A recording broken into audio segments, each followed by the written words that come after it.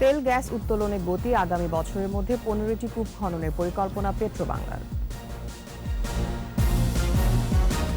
আমন মৌসুমে ধান চাল সংগ্রহ নিয়ে শঙ্কা, বেঁধে দেয়া দামে চাল সরবরাহে গড়িমসি মিল মালিকদের। মালয়েশিয়ায় জমি লিজ নিয়ে কৃষি, সার, বীজ, সেচে নীতি সহায়তা, প্রবাসী বাংলাদেশিদের জন্য অপার সম্ভাবনা।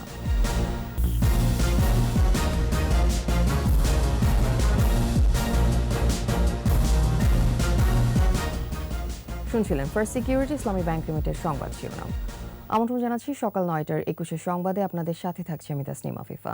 দর্শক, 21 টেলিভিশনের সংবাদ একই সাথে সরাসরি দেখতে পাবেন আমাদের ফেসবুক পেজ www.facebook.com/2124 অনলাইনে। তেল গ্যাস উত্তোলন ও অনুসন্ধানে জোর দিচ্ছে সরকার। একই সাথে পরিবেশ ঠিক রেখে কয়লা উত্তোলন করা যায় কিনা সেদিকেও দেয়া হচ্ছে বাড়তি গুরুত্ব। এছাড়া মধ্যপাড়া থেকে পাথর উত্তোলন কয়েক গুণ বাড়ানোর পরিকল্পনা নিয়েও কাজ করছে সরকার। রিপোর্ট মফিউর রহমানের।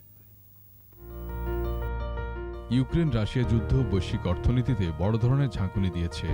বিশ্বজুড়ে তৈরি হয়েছে জ্বালানি সংকট, আঁচ লেগেছে বাংলাদেশেও। এমন বাস্তবতায় সংকট উত্তরণে নিজস্ব খনিজ সম্পদ উত্তোলন বৃদ্ধির পাশাপাশি অনুসন্ধান কার্যক্রমে জোর দিয়েছে সরকার। এছাড়া আবিষ্কৃত খনিসমূহের ওপর নতুন করে জরিপ চালিয়ে যাচাই করা হচ্ছে মজুদ। যমুনাতে খনিজ পদার্থের সন্ধান লাভ করতে, যে খনিজ পদার্থগুলো অ্যাকচুয়ালি বেসিক র মেটেরিয়াল হিসাবে পেইন্ট ইন্ডাস্ট্রি সহ অনেক জায়গাতে ব্যবহার হতে পারে। এটা একটা বড় সম্ভাবনা তৈরি হচ্ছে, অলরেডি স্টাডি চলতেছে। ইউক্রেন রাশিয়ার যুদ্ধের কারণে সমস্ত দেশ আবার ফিরে নিজেদের মাইনিংয়ের ব্যাপারে তারা জোর দিয়েছে। আমরা এখন ফিজিবলটি দেখতে চাচ্ছি যে এটা ফিজিবল মাইনিং করা সম্ভব কিনা। পরিকল্পনা অনুযায়ী গ্যাসের উত্তোলন বাড়াতে আগামী বছর বাপেক্সের 5টি, সিলেট গ্যাস ফিল্ডের 6টি ও বাংলাদেশ গ্যাস ফিল্ডে 4টি কূপ খনন করতে চায় পেট্রোবাংলা। একইভাবে 2024 সালে 14টি কূপ খনন করে 17 কোটি 60 লাখ ঘনফুট এবং 2025 সালে 11 কূপ খনন করে 16 কোটি 30 লাখ ঘনফুট গ্যাস উত্তোলনের লক্ষ্য পেট্রোবাংলার অধীনস্থ প্রতিষ্ঠান বাপেক্সের। এদিকে বঙ্গোপসাগরে তেল গ্যাস অনুসন্ধানেও দেয়া হচ্ছে বাড়তি গুরুত্ব। আগের 2 দফায় তেমন সাড়া না মিললেও আবারও বিডিংয়ে যাবে সরকার। গ্যাস অনুসন্ধানটা আরও বেশি আমরা বৃদ্ধি করেছি। আমরা চেষ্টা করতেছি ডিসেম্বর জানুয়ারি দিকে আবার বিডিংয়ে যাওয়ার জন্য। ডিপসিতে 2বার আমরা দিয়েছিলাম 2টা পার্টিকে, তারা ব্যাকআউট করছেন। এখন যেহেতু গ্যাসের দাম বৃদ্ধি করছে, এখন একটা সম্ভাবনা আছে অনেক পার্টি পাওয়ার। তো এই বিষয়গুলিকে মাথায় রেখে আমরা কাজ করতেছি। আমার মনে হয় জ্বালানি দ্রুততার সাথে যদি সিদ্ধান্ত নেয় তাহলে একটা ভালো প্রসপেক্ট ফিউচারে মাইনিংয়ের ক্ষেত্রে তৈরি হবে বাংলাদেশ। কয়লা উত্তোলন নিয়েও ভাবছে সরকার। প্রতিমন্ত্রী বলছেন, পরিবেশ সম্মতভাবে কয়লা উত্তোলন করা গেলে বিপুল পরিমাণ বৈদেশিক মুদ্রা সাশ্রয় সম্ভব, পাশাপাশি সৃষ্টি হবে জ্বালানির নতুন উৎস। কয়লার আমাদের বিরাট একটা রিজার্ভ আছে। সেই কয়লা যদি আমরা উত্তোলন করতে পারি, অন্তত পরিবেশকে সব মাথায় রেখে এবং কৃষকের জমিটার একটা ভালো সলিউশন দিয়ে, তাহলে সেটাও একটা বড় ইনকামের সোর্স হবে। আমদানি নির্ভরতা কমাতে দিনাজপুরে মধ্যপাড়ার খনি থেকে পাথর উত্তোলন বাড়ানোর পরিকল্পনা নিয়েছে সরকার। মধ্যপাড়ার যে পাথরের খনি আছে আমাদের, এখন মাত্র আমরা 5000-4000 টন করে উঠাতে পারি। মফিউর রহমান, 21 টেলিভিশন, ঢাকা। আমন মৌসুমে ধান চাল সংগ্রহ অভিযানের সাফল্য নিয়ে শঙ্কা তৈরি হয়েছে। বেঁধে দেয়া দামে চাল সরবরাহে গড়িমসি করছেন মিল মালিকরা। ধান সংগ্রহেও কৃষকদের কাছ থেকে মিলছে না তেমন সাড়া। এখনো পর্যন্ত লক্ষ্যমাত্রার 2 ভাগও পূরণ হয়নি। প্রতিনিধিদের সহায়তায় আরও জানাচ্ছেন রত্না জামান। গত 6 ডিসেম্বর পর্যন্ত সরকারি গুদামে ধান চালের মজুদ ছিল 13,12,361 মেট্রিক টন, যার মধ্যে 13,10,000 টন চাল ও 2,361 টন ধান। পণ্যের ন্যায্য মূল্য নিশ্চিত ও খাদ্য নিরাপত্তা জোরদারে চলতি আমন মৌসুমে আরও 5 লাখ মেট্রিক টন চাল ও 3 লাখ টন ধান সংগ্রহের লক্ষ্য সরকারের। কিন্তু এখন পর্যন্ত লক্ষ্যমাত্রার 2% অর্জিত হয়নি। চলতি মাসের 6 তারিখ পর্যন্ত মাত্র 13 মেট্রিক টন ধান ও 8,880 মেট্রিক টন চাল সংগ্রহ করতে পেরেছে খাদ্য অধিদপ্তর। 42 টাকা কেজি দরে চাল ও 28 টাকায় ধান সরবরাহে আগ্রহ দেখাচ্ছেন না মিল মালিক ও কৃষকরা। নওগাঁর মিল মালিকরা বলছেন, সরকার নির্ধারিত দামে চাল সরবরাহ করলে কেজিতে লোকসান হবে 5 থেকে 6 টাকা। জেলার বেশিরভাগ চাল কল এখনও চুক্তিবদ্ধ হননি। সরকার দাম দিছে 42 টাকা কেজি, আর বাজারে বিক্রি হচ্ছে 48 টাকা কেজি। আমার 500 টনের উপর বরাদ্দ। গত 3 বছর ধরে সরকারকে সহায়তা করে আমরা এখন নিঃশেষ হয়ে গেছে, আমাদের মিল টিল বন্ধ হয়ে গেছে। প্রতি কেজি চাউলের উপর 5 টাকা প্রণোদনা দাবি করেছি। আমাদের দাবি মানলে আমরা আশা করছি এই সরকারের নির্দিষ্ট পরিমাণ চাউল আমরা সরকারের খাদ্য গুদামে দিতে সামর্থ্যবান হব। চলতি আমন মৌসুমে রংপুরের 8 উপজেলায় 722 জন মিল মালিকদের মাধ্যমে 15,830 মেট্রিক টন চাল এবং 9,043 মেট্রিক টন ধান কেনার লক্ষ্যমাত্রা নির্ধারণ করেছে খাদ্য বিভাগ। তবে এখন পর্যন্ত 15 জন মিলার চুক্তিবদ্ধ হয়েছেন। যে ধানটি নিয়ে থাকি সেটি আমরা সরাসরি কৃষকের মাধ্যমে নিয়ে থাকি এবং কৃষকের অ্যাপের মাধ্যমে 8টি উপজেলাতেই আমরা এবার ধান সংগ্রহ করব। রংপুরের চালকল মালিকরা জানিয়েছেন, প্রতি কেজি চালের উৎপাদন খরচ প্রায় 46 টাকা, যা সরকারি নির্ধারিত দামের চেয়ে প্রায় 10% বেশি। 46 টাকা কেজি, সেই দিক থেকে আমাদেরকে সরকার রেট দিচ্ছে 42 টাকা। 42 টাকা, তার মধ্যে অফিস খরচ মিলে ক্যারিং খরচ সহ 1 টাকা আমাদের বাদ যায়, তাইলে আমরা পাচ্ছি 41 টাকা। নাটোরে এবার 4,530 মেট্রিক টন ধান ও 6,872 মেট্রিক টন চাল ক্রয় করার লক্ষ্যমাত্রা নির্ধারণ করেছে খাদ্য বিভাগ। জেলায় 142 মিলারের মাত্র 10 জন চুক্তিবদ্ধ হয়েছেন। যে দাম দিচ্ছে তার থেকে অধ্যগত হিসাবে আমার ধান কিনা লাগে, সে কিনাতে এবার বড় লস মনে করে হবি মনে করে আমরা আর বরাদ্দ করি নাই। জেলা খাদ্য নিয়ন্ত্রক কর্মকর্তা বলেন, সরকার দর নির্ধারণ করার পরই কৃষকরা ধানের ন্যায্য মূল্য পাচ্ছেন। সরকার দর নির্ধারণ করার পরে তারা মাঠ থেকেই কৃষক ন্যায্য মূল্য পাক, এটি খাদ্য বিভাগের একটি অন্যতম লক্ষ্য।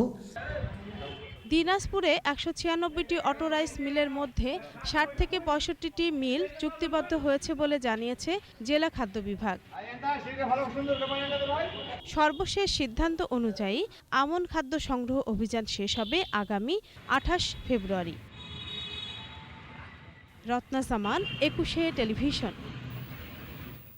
মালয়েশিয়ায় কৃষি খামার করে তাক লাগিয়ে দিয়েছেন বাংলাদেশিরা। চুক্তিতে জমি লিজ নিয়ে বাণিজ্যিক ভিত্তিতে ধান চাষ, শাকসবজি ও মাছের খামার করে আর্থিক সচ্ছলতা লাভ করছেন।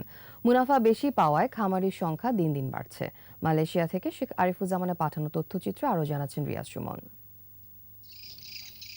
মালয়েশিয়ায় সরকার ধান উৎপাদনে বিনামূল্যে পানি, কীটনাশক এবং সার সরবরাহ করে থাকে। আবার উৎপাদিত ধানও ভালো দামে কিনে নেয়। উৎপাদন ভালো না হলে ভর্তুকিও দেয় সরকার। এসব সুযোগ সুবিধা পেয়ে বাংলাদেশিরা সেখানে জমি লিজ নিয়ে ধান চাষ করে রাতারাতি সচ্ছল হয়ে উঠছেন। এক বছরে একই জমিতে 2 বার ধান চাষের পাশাপাশি চলে সবজি উৎপাদন। এই জমি নিয়ে অনেক সময় মালাইদের কাছ থেকে লিজ নিই, চীনাদের কাছ থেকে লিজ নিই, ইন্ডিয়াদের কাছ থেকে লিজ নিই, কিন্তু লিজ নেওয়ার পরে এদেশের সরকার আমাদের যা সহযোগিতা করে সেটা হলো, যেমন দেখেন 2-3 বার সার দেয়, ওষুধ দেয়। আবার এই ধান যদি কম হয়ে যায় আরোটা নিয়ে বেচার সময় তাও আবার সরকার মুনাফা দেয়। এই জন্য মানে এই দেশের সরকার অনেক সহযোগিতা করে। আমাদের ধান কাটার পরে আমাদের কাজ হচ্ছে তরকারি খেতে। আমাদের তরকারি ক্ষেত আছে, আমরা ওই জায়গায় কাজ করি। বছরে 2 বার ধান হয় এই জায়গায়। ধান চাষের পাশাপাশি সবজি ও মাছের খামার করে লাভবান হচ্ছেন প্রবাসী চাষিরা। আর্থিকভাবে লাভবান হওয়ায় বাড়ছে চাষির সংখ্যাও। ভালো মজুরি ও দেশীয় মালিক হওয়ায় এসব খামারে বাংলাদেশি শ্রমিকেরা কাজ করতে আগ্রহী বেশি। আমরা চাই যে এই সব সেক্টরে আমাদের বাংলাদেশ থেকে যদি আমাদের কর্মী আসে, তাদের যে টেকনোলজি, তাদের যে প্রক্রিয়াটা, সেটা আমাদের কর্মীরা আরও অভিজ্ঞতা হবে।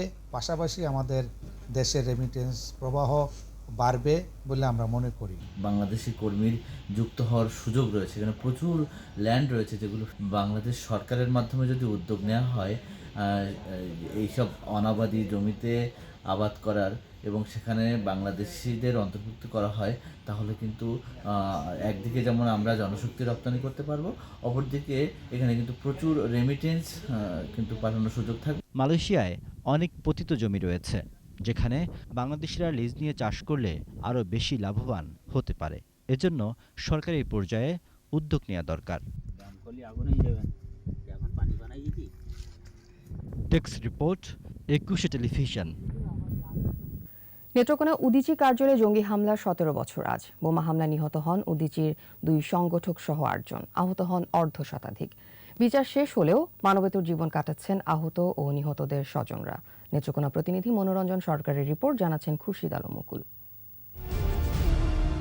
2005 সালের 8 ডিসেম্বর উদীচী শিল্পগোষ্ঠীর কার্যালয়ে নেত্রকোনা হানাদার মুক্তি দিবসের পূর্ব প্রস্তুতি সভায় আত্মঘাতী বোমা হামলা চালায় জঙ্গি সংগঠন জামায়াত উল মুজাহিদিন বাংলাদেশ জেএমবি। এ ঘটনায় প্রাণ হারান সহ সাধারণ সম্পাদক খাজা হায়দার, সাংগঠনিক সম্পাদক সুদীপ্তা পাল শেলিসহ 8 জন। সেই দুঃসহ স্মৃতি মনে করে এখনো শিউরে ওঠেন বোমা হামলায় আহত ও প্রত্যক্ষদর্শীরা। সে যে খাজর আলী ঢুকে গেছিল, আর এই যে কানটা তো কাটাই, আর এই চোখের দিকে বলছে আরও আছে উড়াতে। হঠাৎ করে এক শব্দ হয়, শব্দতে পরে তো সবাই ছুটটা মুটটা যায়, পরে আবার আইসা বিরার পরে দেখি যে অনেক লোকজন মরছে। ছোট ছেলে 14-15 বছরের বয়স একটি বোমা সাইকেলে নিয়ে আসে এবং সেটা ব্লাস্ট করে এই ভিড়ের মধ্যে। হামলায় জড়িত 7 জঙ্গির ফাঁসি ও বাংলা ভাইয়ের স্ত্রীকে যাবজ্জীবন কারাদণ্ড দেয়া হয়। তবে 17 বছরেও কোনো সহযোগিতা পাননি নিহতদের পরিবার। প্রতি বছর ডিসেম্বর মাসে লোক আসে লিখিতভাবে নিয়ে যায়, কিন্তু তার কোনো আমরা সাহায্য সহযোগিতা কিছু হয় না। এই ভাই তো আমাদের আশা ভরসা ছিল, ভাই না থাকলে তো আমাদের পরিবারটাই ধ্বংস হয়ে গেছে। জঙ্গি সংগঠনের অপতৎপরতা বন্ধে কাজ করে যাচ্ছে পুলিশ। এর পিছনে আশ্রয়দাতা প্রশ্রয়দাতা সে বিষয়ে জেলা পুলিশ কাজ করে যাবে এবং কোনো জঙ্গির এই নেত্রকোনা জেলাতে কোনো স্থান নাই। 8 ডিসেম্বরকে ট্র্যাজেডি দিবস হিসেবে পালন করে আসছে নেত্রকোনার বিভিন্ন সামাজিক ও সাংস্কৃতিক সংগঠন। খুরশিদ আলম মুকুল, 21 টেলিভিশন। 1971 সালের এই দিনে পাকিস্তানি হানাদার বাহিনীর কবল থেকে মুক্ত হয় দেশের বেশ কয়েকটি স্থান। মুক্তিযোদ্ধা ও মিত্রবাহিনীর আক্রমণে এদিন মুক্ত হয় বরিশাল। নদীপথে পালিয়ে যাওয়া পাকিস্তানি নৌযানগুলো মেঘনা নদীতে বিমান হামলায় নিমজ্জিত হয়। এদিন মুক্ত হয় মুক্তিযুদ্ধের অন্যতম রণাঙ্গন ব্রাহ্মণবাড়িয়া। সকালে মুক্তিযোদ্ধা ও মিত্রবাহিনী যখন শহরে প্রবেশ করে, জয় বাংলা স্লোগানে মুখরিত হয়ে ওঠে পুরো শহর। এদিন কুমিল্লায় রাতভর যুদ্ধে 26 জন মুক্তিযোদ্ধা শহীদ হন। কিছু পাকিস্তানি সেনা বিমানবন্দর ঘাঁটি ছেড়ে বরুড়া ও ময়নামতি সেনা ছাউনিতে ফিরে যায়, কয়েকজন আত্মসমর্পণ করে। এদিন আরও মুক্ত হয় চাঁদপুর, মৌলভীবাজার, ময়মনসিংহের ভালুকা ও মাদারীপুরের কালকিনি।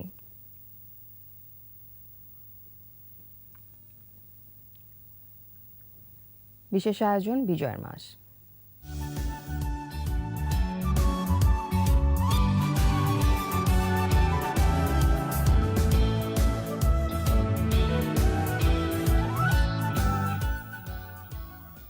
1971 সালের 19 মার্চ পাক হানাদার বাহিনীর বিরুদ্ধে সশস্ত্র প্রতিরোধ গড়ে তোলে মুক্তিকামী বাঙালি। জয়দেবপুরের সেই প্রতিরোধ যুদ্ধে শহীদ হন বেশ কজন, গুলিবিদ্ধ হয়েছিলেন অনেক মুক্তিযোদ্ধা। স্বাধীনতা যুদ্ধের প্রথম প্রতিরোধের খবর জানাচ্ছেন রিয়াজ সুমন। উত্তাল মার্চের 1 তারিখে পাকিস্তানের প্রেসিডেন্ট জেনারেল ইয়াহিয়া খান জাতীয় পরিষদের অধিবেশন স্থগিত করে দিলেন। বাঙালিদের আর বুঝতে বাকি রইল না পশ্চিম পাকিস্তানের শাসকদের অভিসন্ধি। No government versus name. বিক্ষোভ ছড়িয়ে পড়ে রাজপথ ছেড়ে অলিগলিতে। বঙ্গবন্ধু ইয়াহিয়ার ঘোষণার প্রতিবাদ জানিয়ে 3 থেকে 6 মার্চ হরতাল আহ্বান করেন। 7 মার্চ সোহরাওয়ার্দী উদ্যানে অনুষ্ঠিত হয় ঐতিহাসিক জনসভা। এবারে সংগ্রাম আমাদের মুক্তির সংগ্রাম, এবারে সংগ্রাম স্বাধীনতার সংগ্রাম। 1971 সালের 7 মার্চ বঙ্গবন্ধুর ভাষণের পর আন্দোলন দুর্বল করতে জয়দেবপুরের 2য় ইস্ট বেঙ্গল রেজিমেন্টের বাঙালি সৈন্যদের অস্ত্র জমা দেওয়ার নির্দেশ দেয় পাকিস্তানি হাইকমান্ড। কিন্তু মেজর KM শফিউল্লাহর নেতৃত্বে অস্ত্র জমা দিতে অস্বীকৃতি জানায় বাঙালি সৈন্যরা। 19 মার্চ গড়ে তোলে প্রথম সশস্ত্র প্রতিরোধ। পাকিস্তানি বাহিনীর বিরুদ্ধে মুক্তিকামী বাঙালিও যোগ দেয় সেই সশস্ত্র প্রতিরোধে। মূল উদ্দেশ্য ছিল যে বাঙালিদের কাছে অস্ত্র যাতে না থাকে, এই খবর বঙ্গবন্ধুর কাছে বলা হলে, জানানো হলে তিনি বললেন যে কোনো মূল্যে একে প্রতিহত করতে হবে। এবং বঙ্গবন্ধুর সেই নির্দেশ মোতাবেক আমি সুযোগ হয়েছিল সেই সর্বদলীয় সংগ্রাম কমিটি যেটা গঠিত হয়েছিল তার আহ্বায়ক হিসাবে ব্রিগেডিয়ার জাহাঙ্গীরকে 19 মার্চ প্রত্যক্ষভাবে প্রতিরোধ করে সে যাতে সেকেন্ড ইস্ট বেঙ্গল রেজিমেন্টের অস্ত্র এবং সমরাস্ত্র কারখানার অস্ত্র ঢাকাতে নিয়ে আসতে না পারে তার ব্যবস্থা করা। ঢাকায় তখন পরিস্থিতি দ্রুত পাল্টাচ্ছে।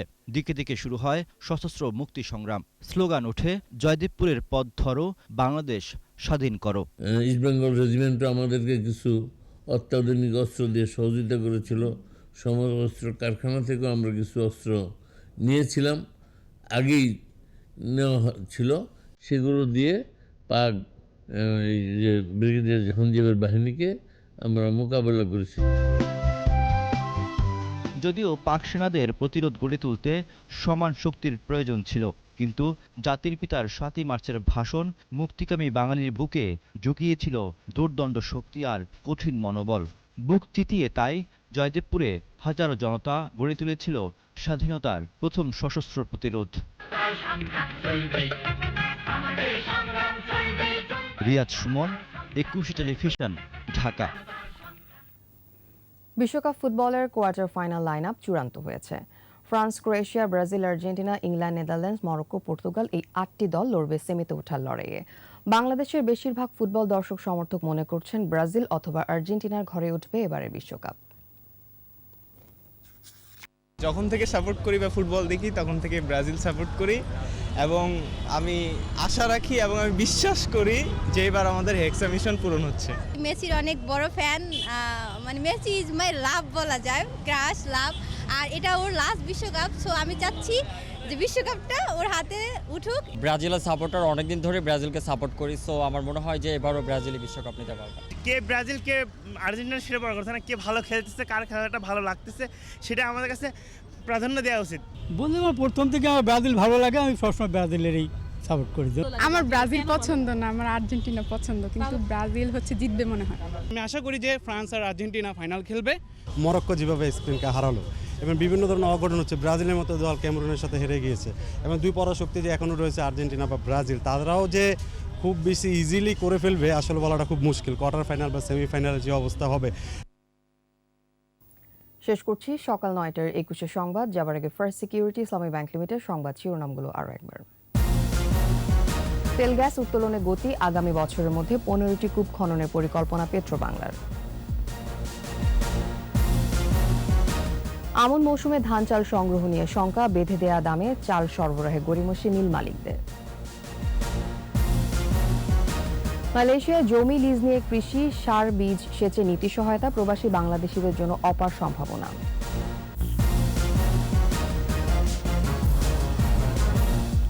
সর্বশেষ খবর জানতে ডায়াল করুন 2021 নম্বরে, ভিজিট করুন 21-tv.com এই ওয়েবসাইটে।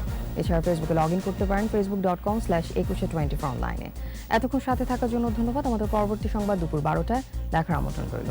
স্বাস্থ্যবিধি মেনে চলুন, নিরাপদে থাকুন, 21-এর সাথে থাকুন।